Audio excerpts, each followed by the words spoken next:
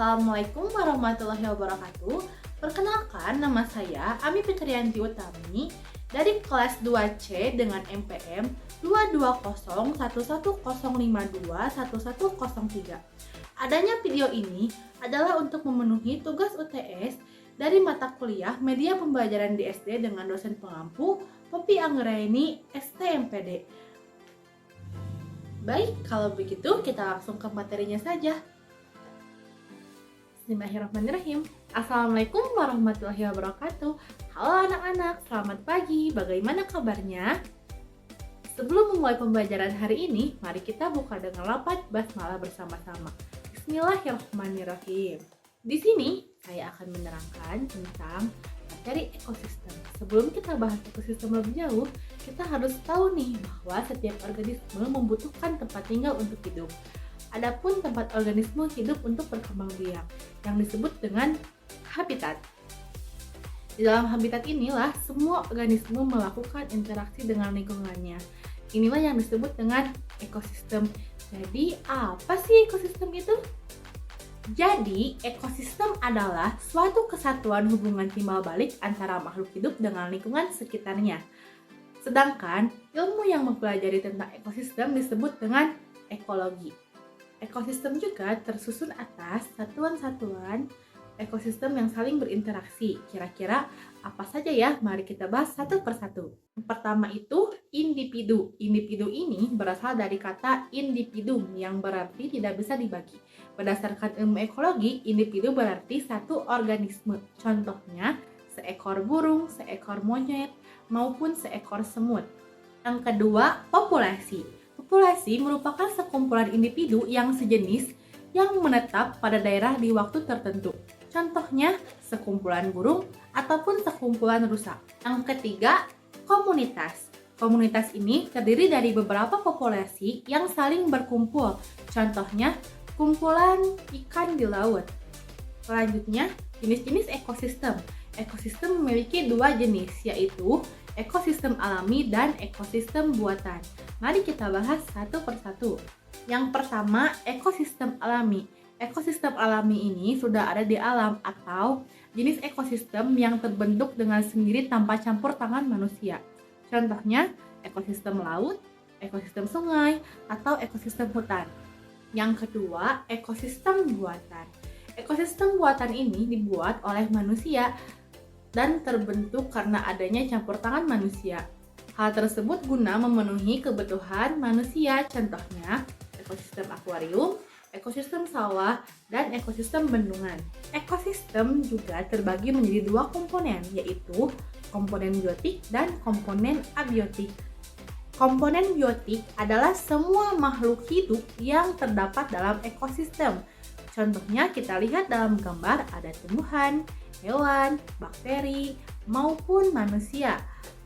Komponen ini nantinya akan membentuk sebuah rantai makanan yang akan menjaga kestabilan sebuah ekosistem. Komponen biotik ini terbagi menjadi 3 bagian. Yang pertama, autotrof atau produsen, yang kedua, heterotrof atau konsumen, yang ketiga, dekomposer atau pengurai. Yang pertama, produsen. Organisme ini adalah semua makhluk hidup yang mampu menghasilkan makanannya sendiri. Contoh dalam gambar yaitu rumput. Rumput bisa menghasilkan makanannya sendiri dalam hasil fotosintesis. Yang kedua, konsumen. Organisme ini tidak bisa membuat makanannya sendiri dan bertergantung dengan organisme lain dalam memenuhi kebutuhannya. Misalnya, kambing. Kambing tidak bisa membuat makanannya sendiri sehingga ia memakan rumput. Kemudian ada pengurai. Organisme ini adalah tubuh renik yang bertugas melakukan penguraian jasad organisme.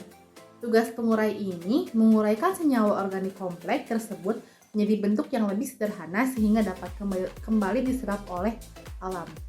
Kemudian, jenis komponen biotik juga dibagi berdasarkan tingkat tropik. Yang pertama, komponen eutrof.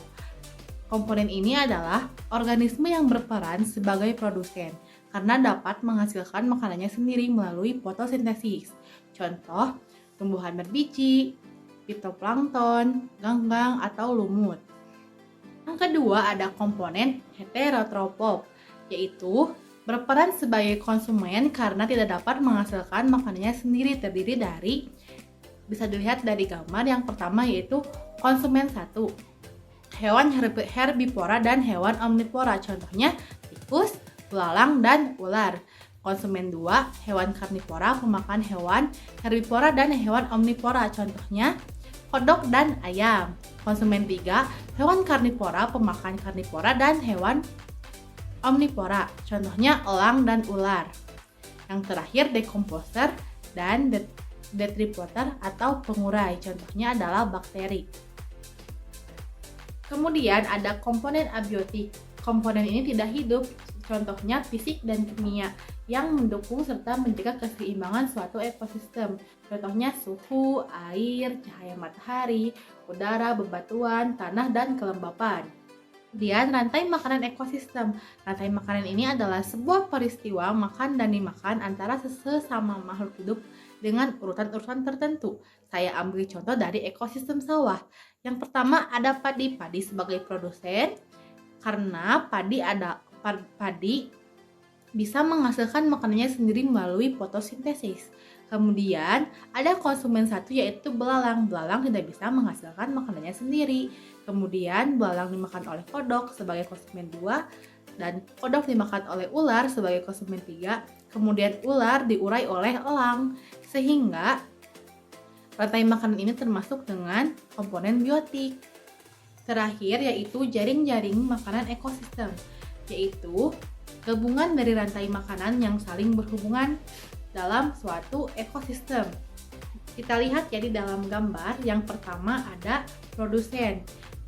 Rumput ini adalah sebagai produsen. Yang kedua ada konsumsi tingkat 1, biasanya hewan-hewan pemakan tumbuhan. Yang kemudian ada konsumsi tingkat 2, ini adalah hewan omnivora atau karnivora. Yang terakhir adalah konsumsi tingkat 3. Baik, sekian yang bisa saya sampaikan. Semoga apa yang saya berikan bisa bermanfaat dan mudah dipahami. Mohon maaf bila ada kekurangan. Wassalamualaikum warahmatullahi wabarakatuh. Terima kasih.